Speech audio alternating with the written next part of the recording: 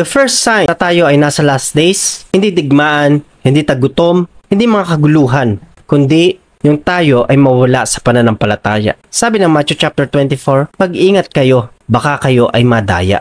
Ilang beses sinabi ng Panginoong Jesus ito. Kung papansinin nyo, bakit nadaya pa si Eva kahit marami na sila at sagana at walang kulang sa kanila dun sa Garden of Eden? Kasi nga sa ating inner part, ito yung pinakakalaban natin. Sabi ng Bible, ang ating flesh, ang gusto nito ay yung mga world things, mga world views. Minsan natitempt tayo, minsan nagkakasala tayo dahil sa ating mga pagnanasa. Pero ang nais ng Espiritu Santo ay patungo sa Diyos. Kaya yung Matthew chapter 24, the first sign ng last days, marami po ang nadadaya. Same ng ginawa ng tactic ni Satan mula sa Garden of Eden hanggang sa mga oras na ito, bago ang wakas. Dadayain niya ang napakaraming tao.